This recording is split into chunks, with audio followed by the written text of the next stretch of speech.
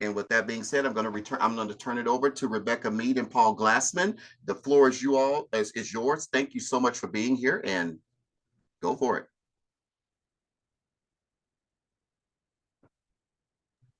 Sorry, I'm getting a couple things on my side taken care of. But I would like to introduce myself. My name is Paul Glassman. Good morning, everybody. Very excited to be here, speaking with all of you. I've been with Adult Protective Services since 2019, and I've been with our training team since 2022. And I'm joined by the amazing Rebecca Mead, and I will let her introduce herself as well as I go ahead and continue setting up my process.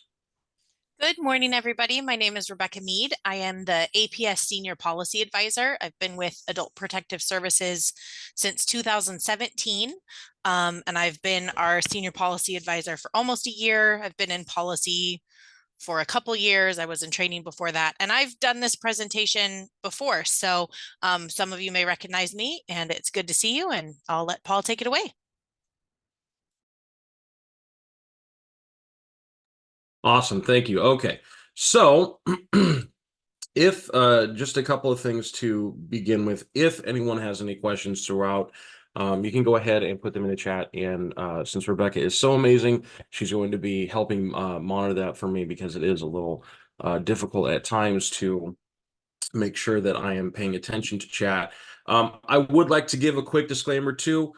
Just to let you guys know, I do this for every single training. I do have dogs in the home who don't understand that I'm training, and sometimes they will bark. So if you hear them, I do apologize for that. But they are currently sleeping right now. So that being said, welcome and good morning.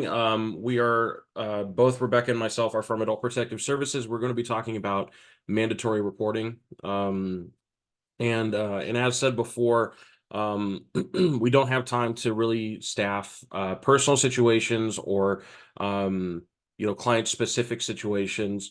So we will have time to answer questions towards the end.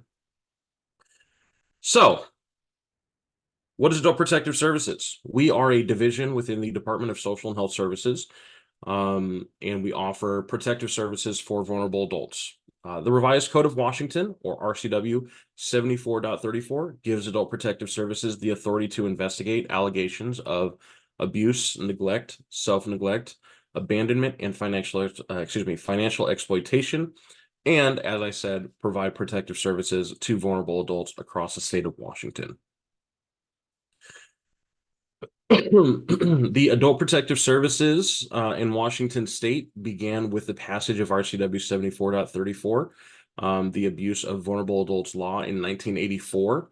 And this was nearly 20 years after the Child Protection Law, or RCW 26.44, was passed.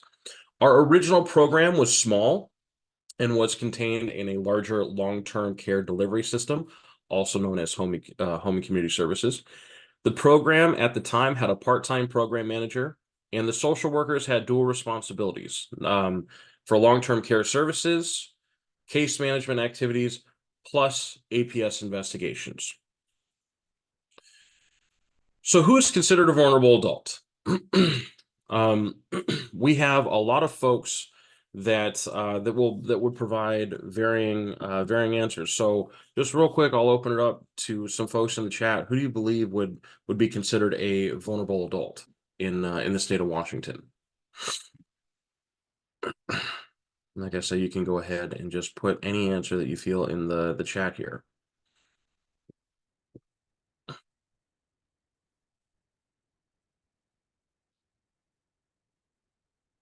I see folks saying living alone, could be all adults with disabilities.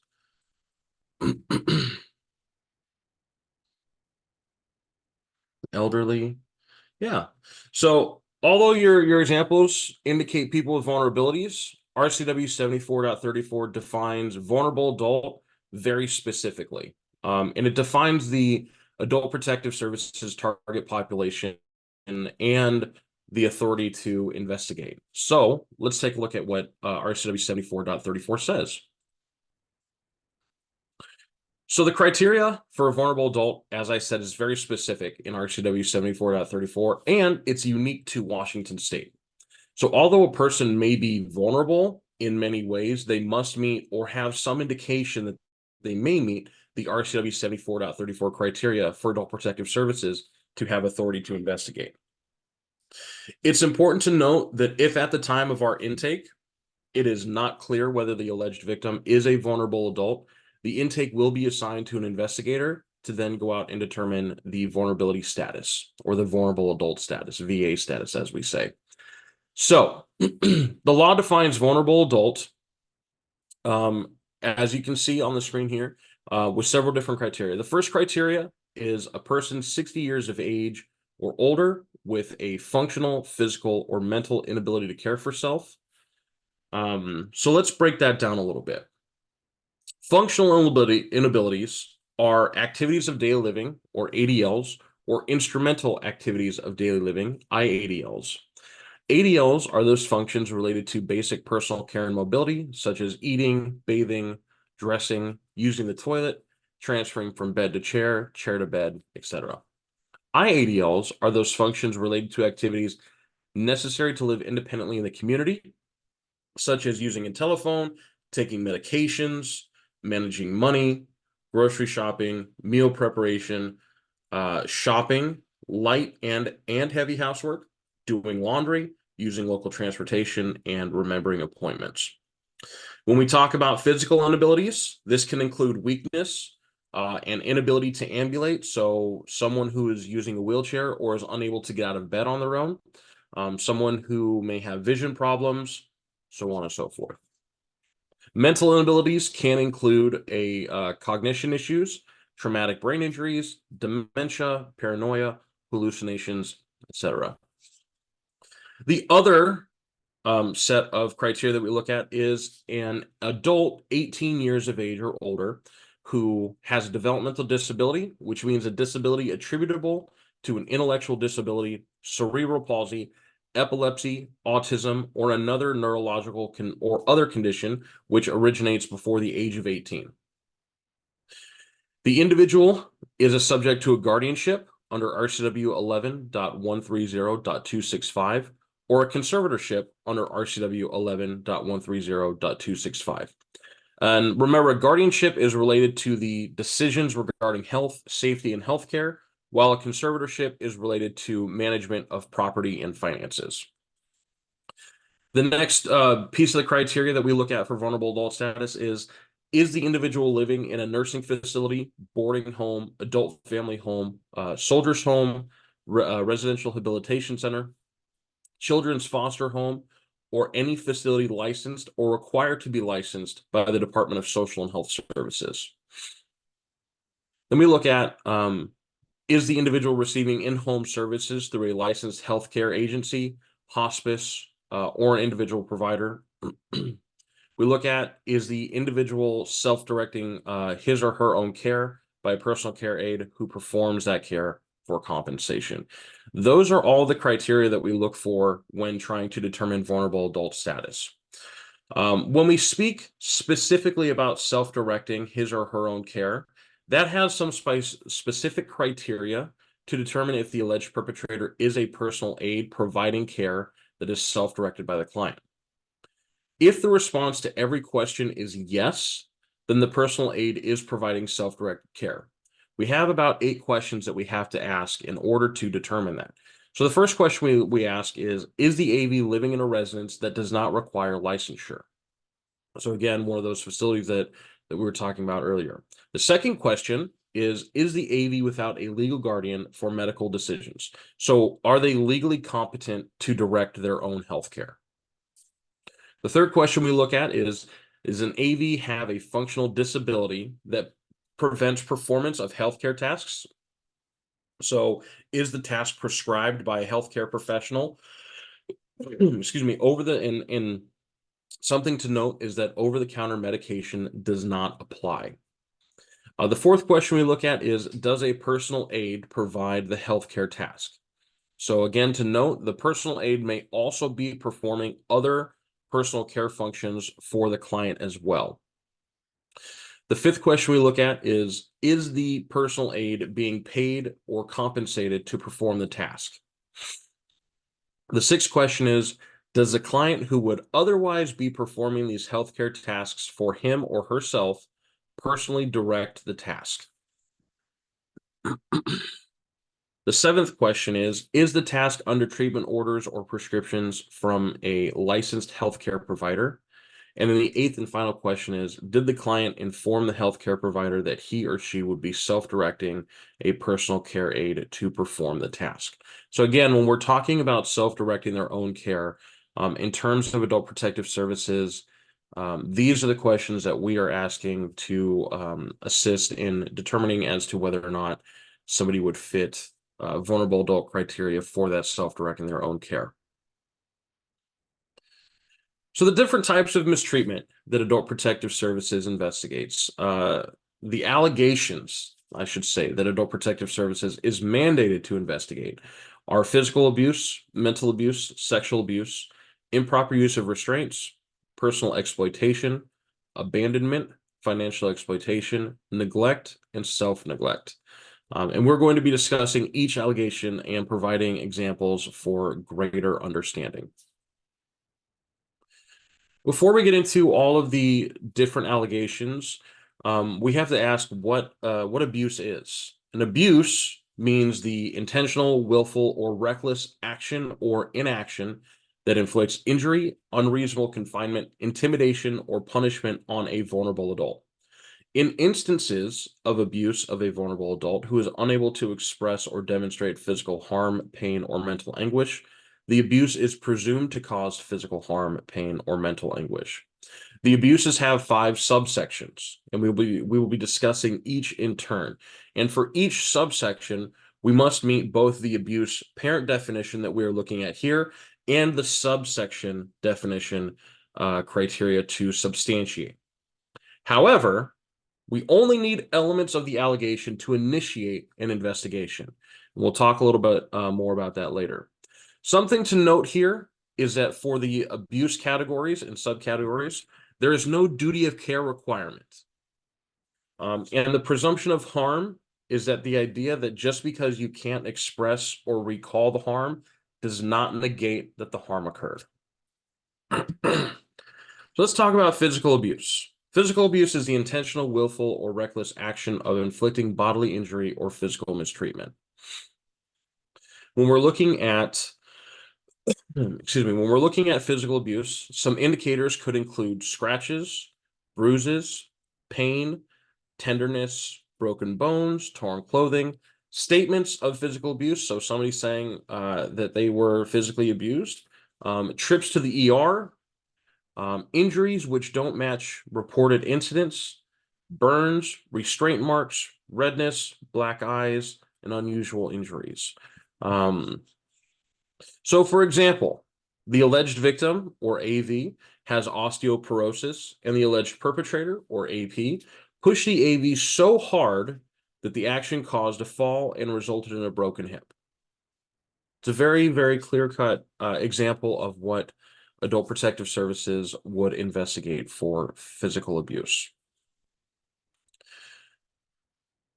When we talk about mental abuse, this is the intentional, willful, or reckless verbal or nonverbal action that threatens, humiliates, harasses, coerces, intimidates, isolates, unreasonably confines, or punishes a vulnerable adult.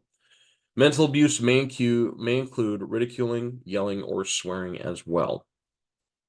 Some indicators of mental abuse could include yelling, swearing, intimidating, harassing, name-calling, belittling, threats, and isolation.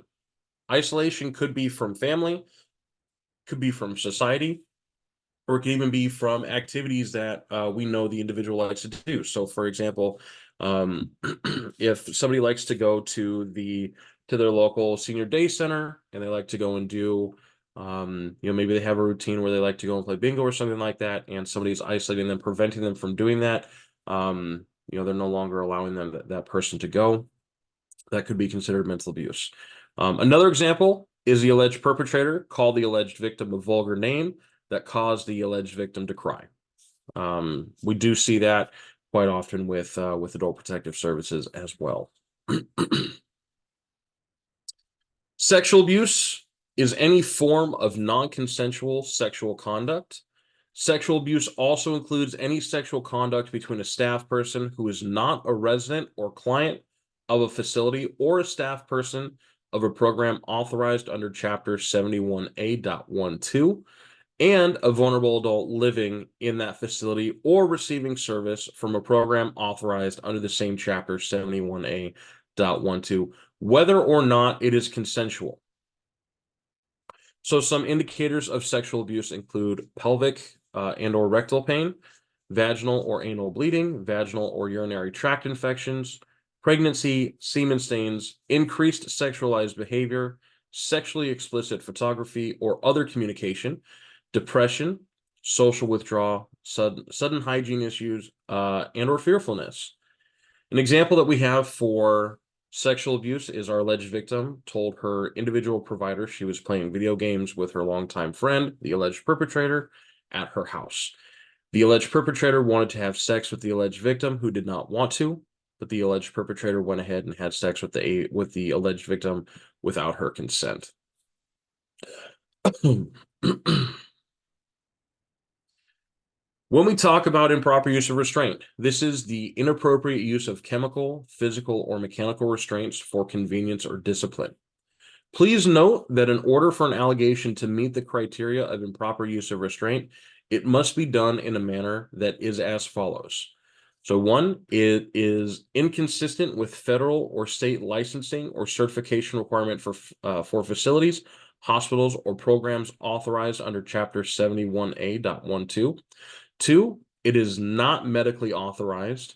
Or 3, it otherwise constitutes abuse under this section. So let's talk a little more about the different types of restraint.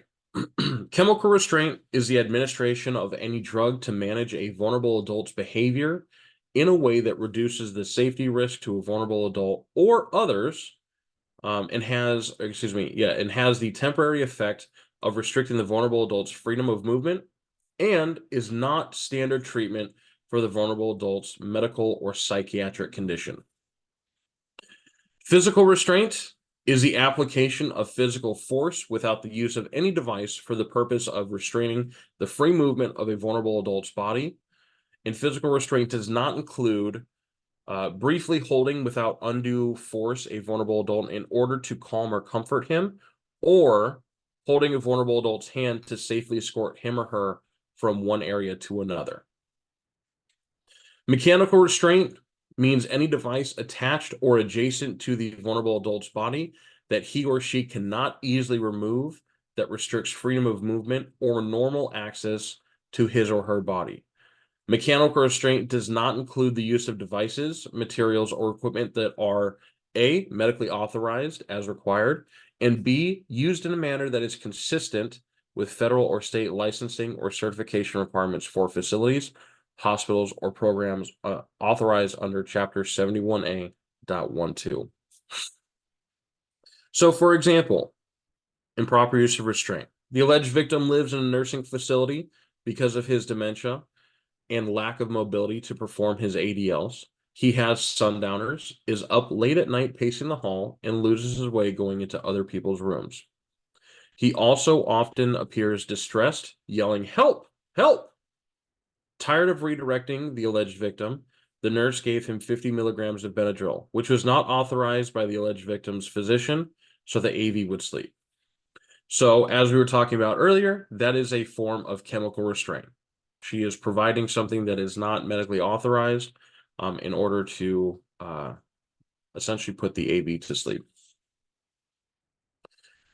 Personal exploitation is the act of forcing, compelling, or exerting undue influence over a vulnerable adult. These actions cause the vulnerable adult to act in a way that is inconsistent with relevant past behavior, and the actions cause the vulnerable adult to perform services for the benefit of another. When we talk about undue influence, this is influence by which a person is induced to act otherwise than by their own free will or without adequate attention to the consequences. This often involves a position of power of one party over another, and it could be very subtle, and it may involve many interactions over a long period of time, or something that we know to be that we call as grooming. Some indicators of personal exploitation, not necessarily the same as acting under duress from direct threat. So, for example, if somebody says, "Give me money or I'll punch you," that's not necessarily considered personal exploitation. So, for example, the vulnerable adult moves into the alleged perpetrator's residence. The alleged victim has his own room and pays the alleged perpetrator rent. Over time, the perpetrator told the alleged victim that he must do all the laundry and yard work to stay in the home. The alleged victim does not want to do these tasks, but does so because he is afraid that he will be kicked out of the home. So, for this example, we see that the perpetrator is telling our victim that they need to do all the yard work and laundry in order to stay in the home. So there's that exerting undue influence, and because the AV is afraid he will be kicked out of the home, he ends up doing they end up doing these tasks. So therefore, we see the action of our perpetrator benefiting from these services. When we look at abandonment, abandonment is an action or inaction by a person or entity with a duty of care for a vulnerable adult that leaves the person without the means or ability to obtain necessary food, clothing, shelter, or healthcare. So, for example, the alleged victim is 90 years old and diagnosed with multiple medical and cognitive conditions, to include dementia. On December 24th at around 6 p.m., a law enforcement officer found the alleged victim alone in a car in front of the mall. The car had no license plates and was parked in a way that occupied 2 parking spots. The alleged victim did not know where he was, how he got there, or his date of birth.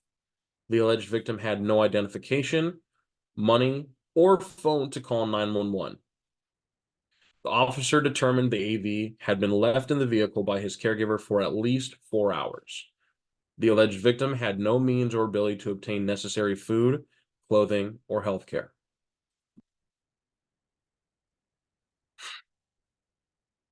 Financial exploitation is the illegal or improper use, control over, or withholding of property, income, resources, or trust funds of the vulnerable adult by any person or entity for a personal profit, for a personal or entity profit other than the vulnerable adult's profit or advantage.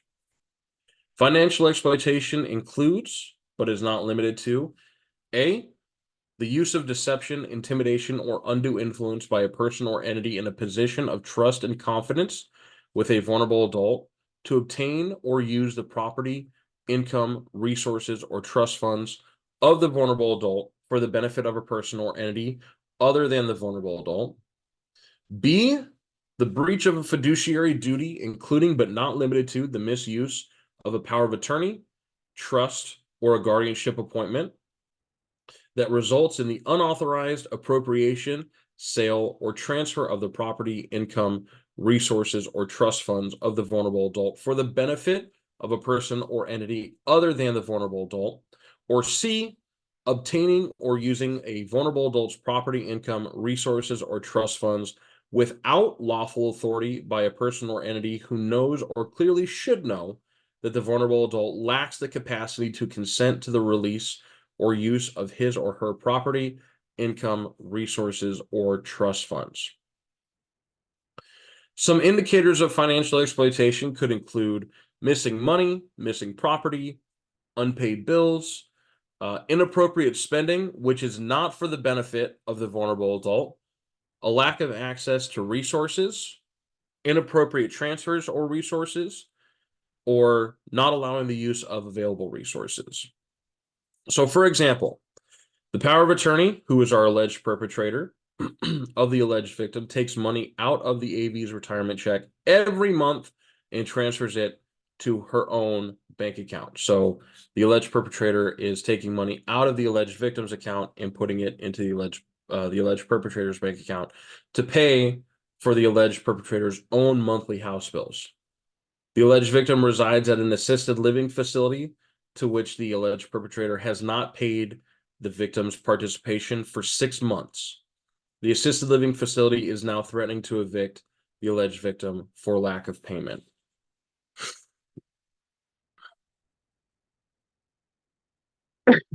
Excuse me. Okay. And neglect A. So neglect is broken down into two prongs.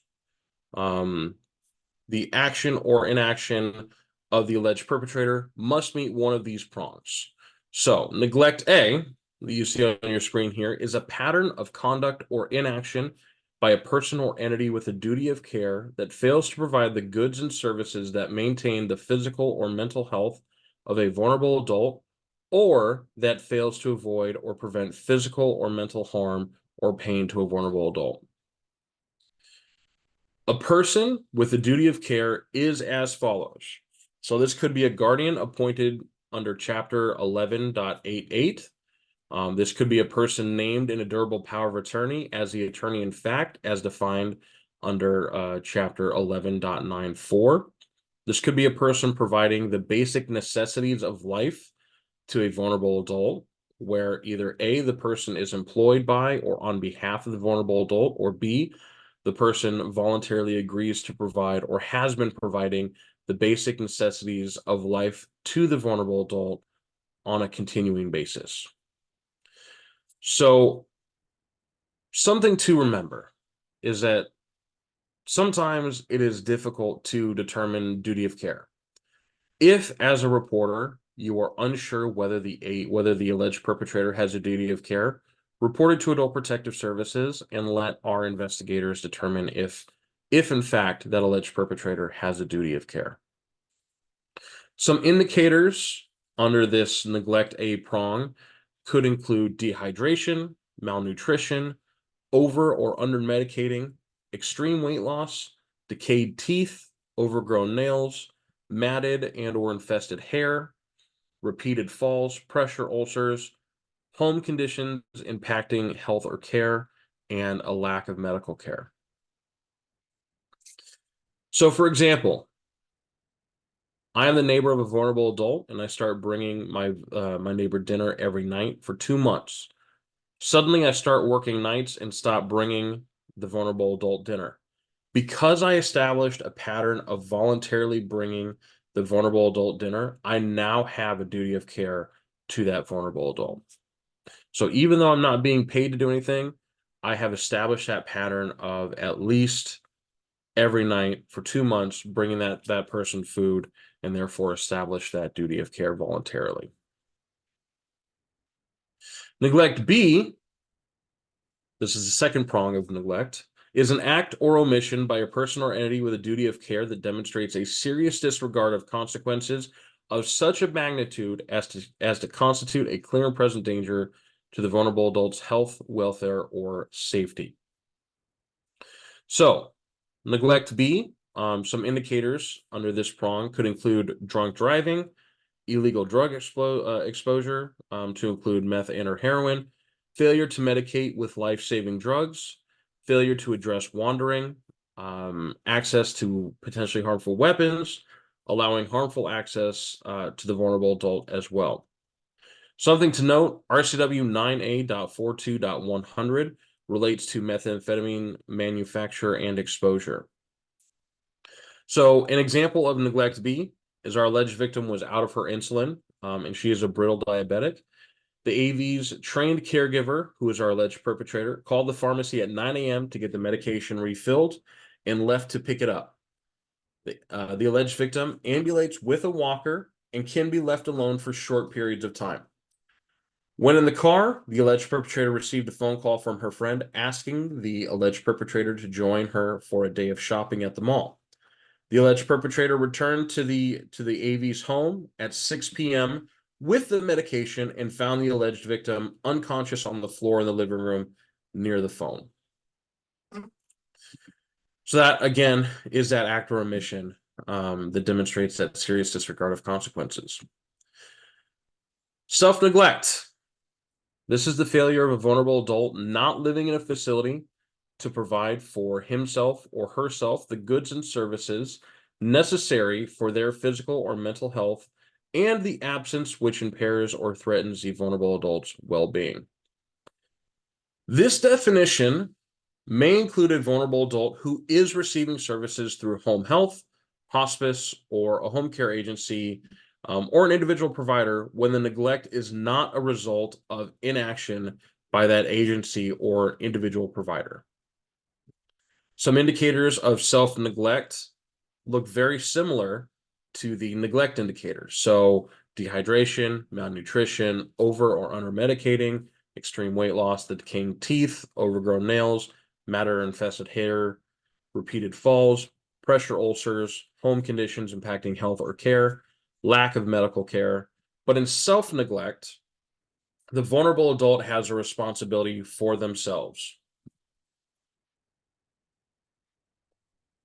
Now, there's always a question that we ask, is this failure versus choice? And how do we determine that?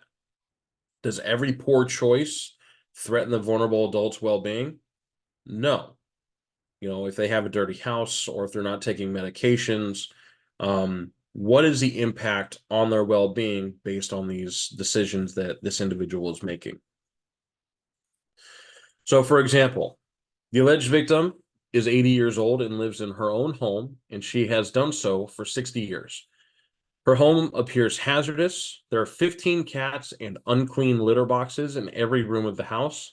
Stacks of papers in the living areas with pathways. Piled trash in the kitchen.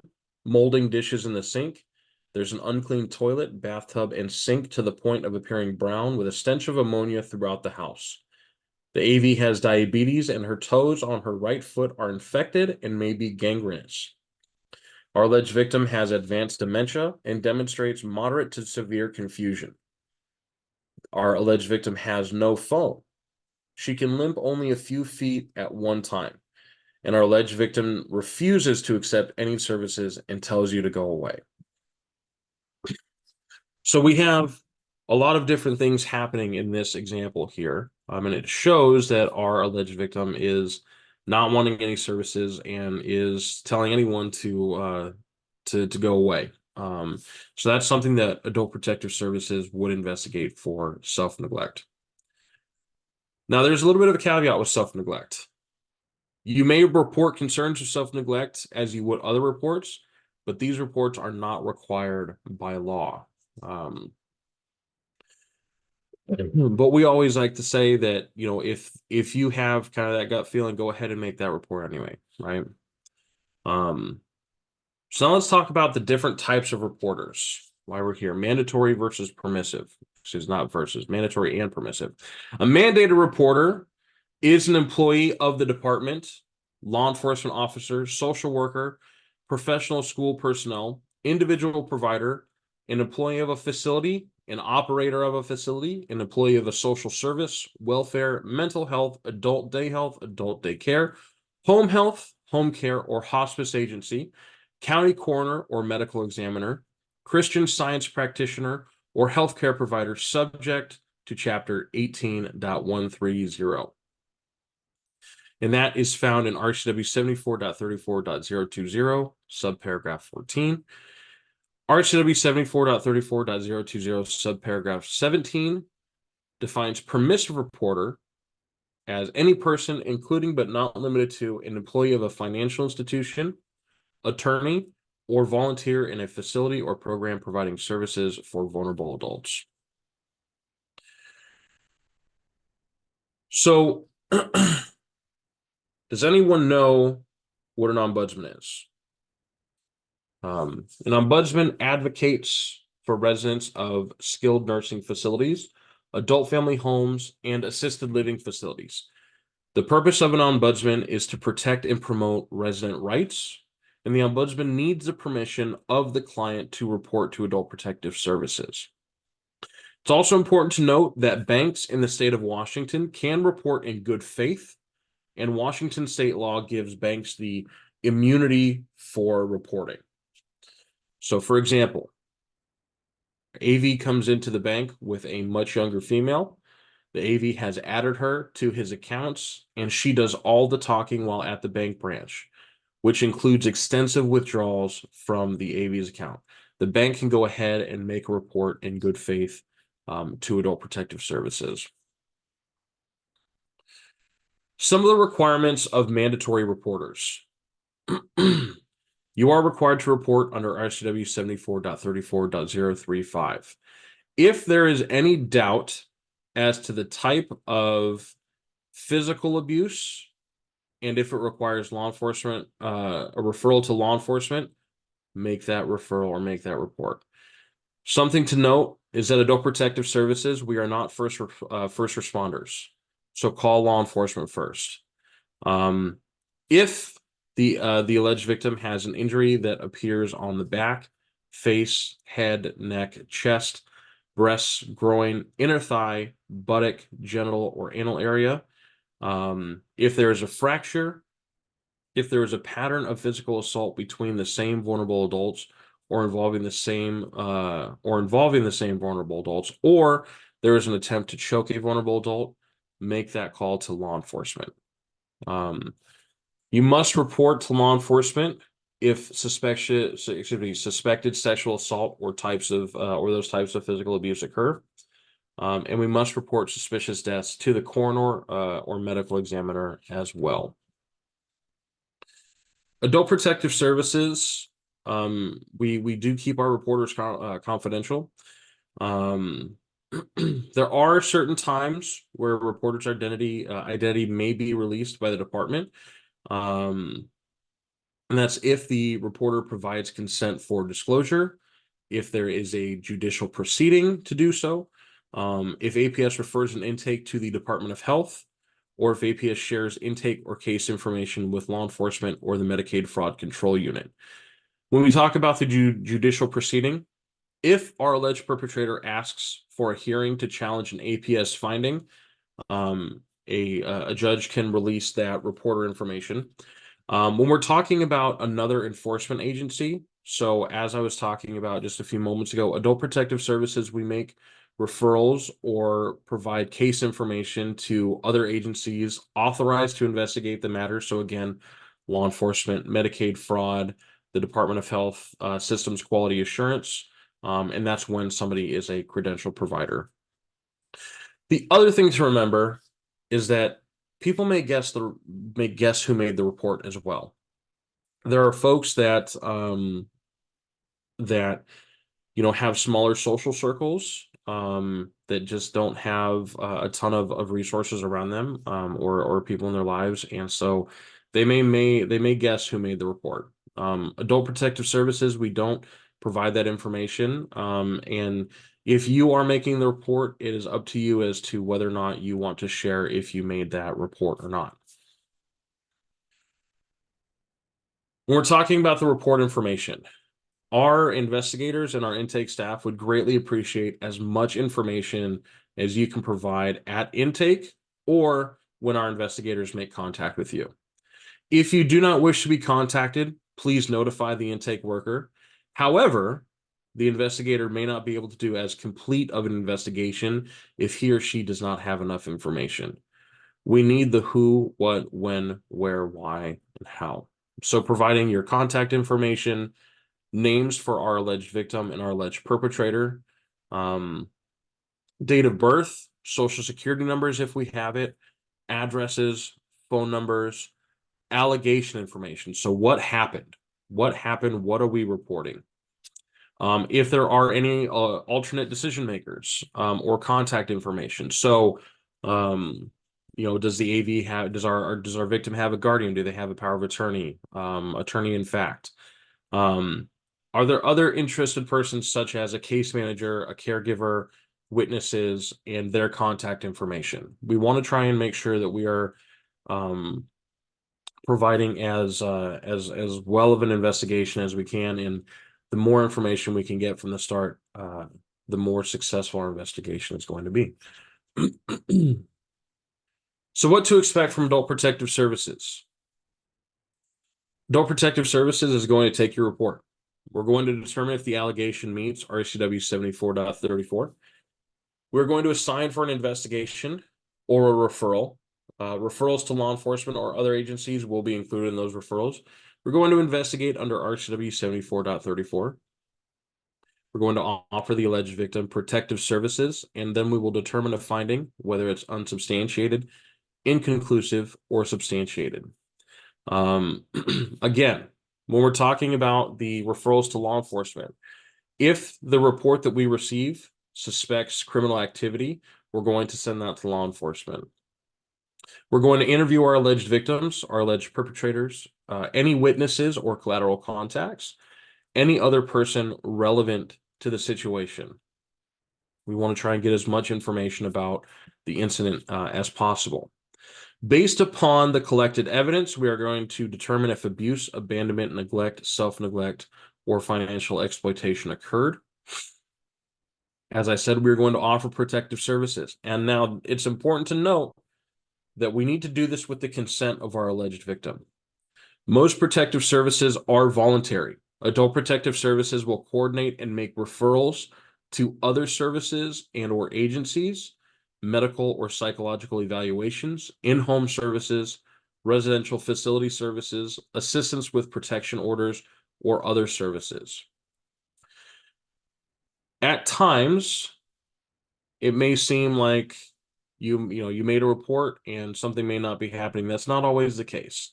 We understand that sometimes there could be frustration with an investigation, but investigations take time. And our investigators do work incredibly hard to make sure they're contacting anyone and everyone that is appropriate to contact throughout the process of our investigations. Adult Protective Services does not have the authority to remove a client against his or her will. We value personal choice and self-determination. Any protective services or referrals for services must have the consent of the alleged victim. We do not have an APS foster home, and it takes a lot to take away someone's rights. Other alternatives to guardianship should always be considered.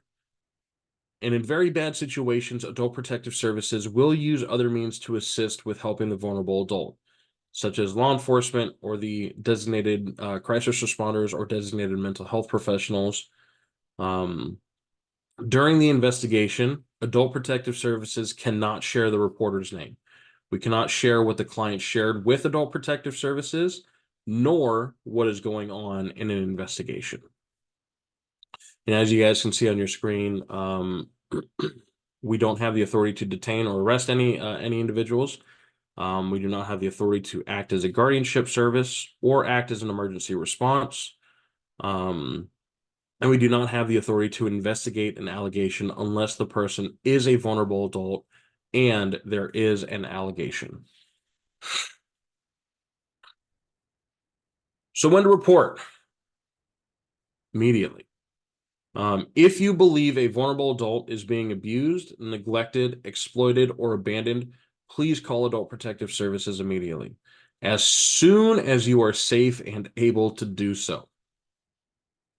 Keep in mind that you are a mandated reporter 24/7. Your reporting requirements do not end with the workday. You have an obligation to report any concern of mistreatment of a vulnerable adult or child whenever and wherever it may occur. So even though you may work 7 to 4 or 8 to 5, or you may have a 4/10 schedule, you are required and mandated to report 24/7. Adult Protective Services, we review reports Monday through Friday, 8 to 5, with the exception of holidays. If you are an identified reporter, our intake team will call you for additional information unless our AV is residing in a facility. So again, key takeaway here is that you're mandated to report 24/7. Failure to report. So a person who fails to report, who is required to make a report under this chapter and who knowingly fails to make the report is guilty of a gross misdemeanor. And a person who intentionally, maliciously, or in bad faith makes a false report of alleged abandonment, abuse, financial exploitation, or neglect of a vulnerable adult is guilty of a misdemeanor as well. All right, so we have a couple of scenarios here that I'm going to read through, and you guys can just go ahead and put in chat the answer as to what you think is for the scenario, and we will go from there. So scenario 1, A client informs you their daughter has taken $50 from their home over the weekend. APS is already investigating concerns of financial exploitation of a similar incident you reported 2 weeks ago. What do you do?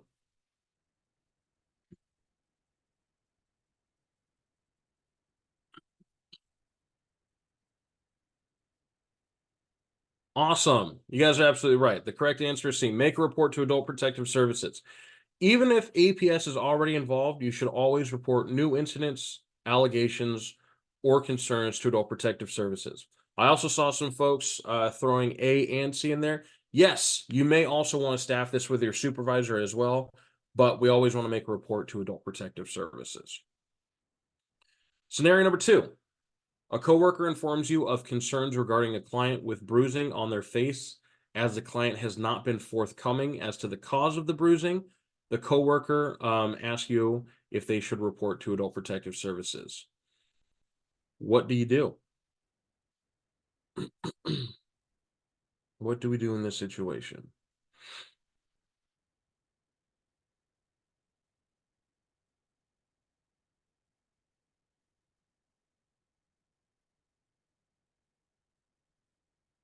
See a lot of B's coming in here. I did see some A's. So the correct answer is B. We encourage them to report to Adult Protective Services, and you make the report as well. So again, under RCW 74.34.035, when there is a reasonable cause to believe that abandonment, abuse, financial exploitation, or neglect of a vulnerable adult has occurred, mandated reporters shall immediately report to the department. So even though someone's coming to staff with you, if they provide that information to you as well, you are both mandated to make that report. So you would both make that report. And that's okay. We can receive multiple reports for the same incident, and we will go ahead and deal with that on our side. But that is something that that as a mandated reporter, you would need to do. Scenario number 3. In reviewing care, you read an SER from 6 months ago from another worker which has you concerned mental abuse may have occurred. There is no indication of a report that was ever made to Adult Protective Services regarding the incident. What do you do?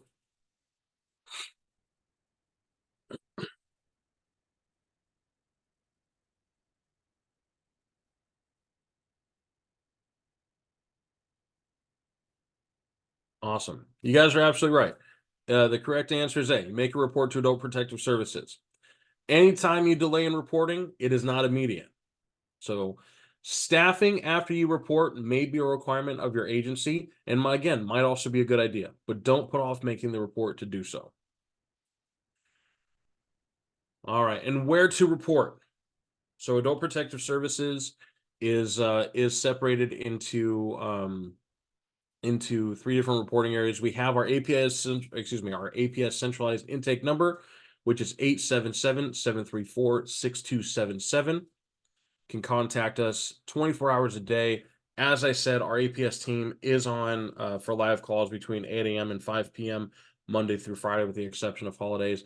If you do happen to call before hours or after hours, you will be directed to our voicemail system, and an intake worker will contact you the next day regarding the call that you left. Since 2005, Adult Protective Services has had almost a 350% increase in the reports made to Adult Protective Services. As of November 2019, our intake unit was centralized in order to gain efficiencies and consistencies within the intake process. Our centralized intake team is located out of our ALSA headquarters in Lacey, and our public online reporting system, or POR process, remains unchanged. We always like to highly recommend using the online reporting tool, and you'll see the link to that tool on our next slide. But the online reporting functionality ensures that the report is submitted in the most efficient manner. And with the online reporting tool, if there is information to indicate that an incident is also occurring in a facility, the report will also go to the Residential Care Services Complaint Resolution Unit, or CRU. You may also contact the complaint resolution using the number that you see on the slide here, which is 800-562-6078. So there is a little bit of a difference between adult protective services and residential care services. For adult protective services, when a vulnerable adult resides in a DSHS licensed facility, adult protective services will conduct an investigation between two individuals, the alleged victim and the alleged perpetrator. A staff person, who is our alleged perpetrator, failed to follow the care plan by not placing a fall mat on the floor for the alleged victim who fell out of bed and suffered an injury. Adult Protective Services is looking at the accountability of the individual. So the accountability of that staff person or the alleged perpetrator. For residential care services, for the same example above, they would investigate the practice issue and may cite the facility for a failed practice for not ensuring excuse me, the staff had training and a clear understanding of job responsibilities and knowledge of individual care plans. This end harm number that you see on your screen here, you can contact Adult Protective Services through that number. When you call into that end harm, you'll kind of come up to this choosing which agency you'd like to contact, but you can choose Adult Protective Services to contact through that end harm number. If you are looking to call Adult Protective Services directly, that 877-734-6277 is the direct line right to us. So as I said, this is how you can report online. As I said, if you are a provider filling out a mandatory report, you can complete the residential care services online report as well. The online reporting tool is incredibly easy to use. It's very intuitive and just something that is easy to process on our intake side as well. But that being said, we take reports of all manners. So any way that you can make the report, we will take it, we will receive it, we will process it, and depending on the information, we will investigate it. I do see a question here. I did see a couple questions. Rebecca, did you have a list for me? Yep, I do have a list for you. So the first question was, can we get those questions for self-directs?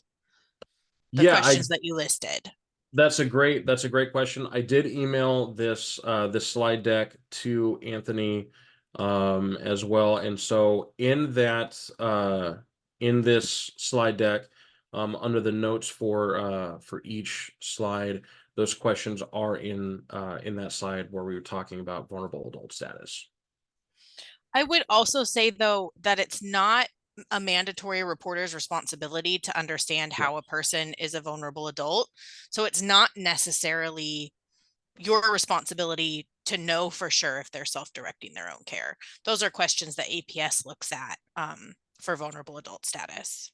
Yeah, absolutely. And that's a great point to make. Thank you, Rebecca, because that's really something for anyone, as Rebecca was saying, at Adult Protective Services, especially our intake team, since they process the majority of all of our reports that come into Adult Protective Services. Absolutely. The next question was, will they be able to get the PowerPoint and recording to share with their staff, which you already answered wonderfully. The next question is, does the alleged incident have to have occurred in Washington State? That is such a great question, and something that we deal with frequently with APS. So the incident does, it's kind of like a yes or no question, right? Because we do have individuals that get scammed from folks that aren't living in the state of Washington. But yes, in order for Adult Protective Services to become involved, no. Am I saying that wrong? Yeah. Okay. Sorry. So we look at every report we get on a case-by-case basis. So we don't necessarily look at and I don't want to get into the nuances of that because that's not really something you need to know. But there are times where the incident has not occurred here and we still investigate. And it really just depends on the intake information. And we look at those individually. And sometimes those are the ones that are staffed all the way up to the kind of the highest level. Yeah. Yeah. Next question. Can you give any guidance in situations where the individual asks the staff if they themselves made the report to APS? Those conversations can be very challenging, and any suggestions would be appreciated. Yeah, absolutely. That's a great question as well. Because that can be an incredibly tough conversation to have. I always tell folks that you don't have to confirm or deny whether or not you made a report. It's completely, and really it's completely up to you as the person that made the report as to how much information you are willing or wanting to share.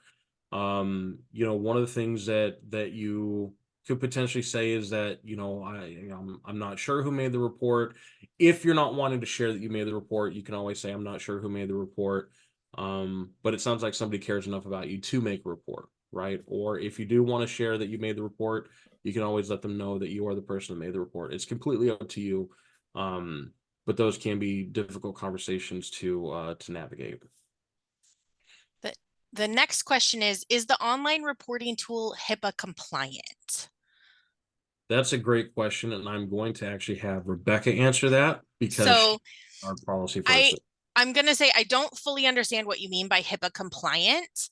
Um, our reporting tool complies by our mandatory reporting statute, which is 7434.095. No, that's a different one. Mandated reporting 035, 7434.035. And so I don't quite understand the HIPAA compliant question. So if the person who asked that wants to clarify, we can try and answer it better, but I'm not fully understanding that question. Okay. So the next question, so we'll get back to that one. If you want to clarify in the chat, we'll try and answer it better. I think Jeff asked that question. The next question was, what allegations are often screened out? That's a great question. So for screen outs, our criteria is a little bit different because there are several things that we look at in terms of screening reports out. And so, when it comes to allegations specifically, I think that there's not one allegation that is, overall screened out more than others. We also have to look at, does our alleged victim meet vulnerability status as defined in our RCW? If we're looking at excuse me, at different things in terms of, like, if we receive a report that somebody is self-neglecting in a facility, Adult Protective Services, we don't investigate self-neglect in facilities. Because the individual is in a facility, they are, reportedly receiving the care and whatnot that they need. So when it comes to specific allegations, I wouldn't say that there is one that's screened out more than others specifically. It just, it really also depends on all the information that we get at the time of the intake to help determine if we meet the criteria to go ahead and assign for an investigation. All right. So the next question is, how do we get a copy of this training? And I think you said Anthony has it. Yep. Okay. The next question is the CRU phone number. Does that apply also for adult family homes? Yes. So any facility licensed under DSHS, that complaint resolution unit number will cover. And if they don't, they'll let you know as well. So if CRU doesn't have the authority to investigate, they'll let you know. And then so I'm working with a client who has blown out of 4 adult family homes for making false accusations. She made 247 calls to 911 in 1 year. Ideas? As I said at the we're not beginning of this training, I'm staffing. not going to staff anything specific. I do apologize for that. That would be something that you might want to speak with your supervisor about.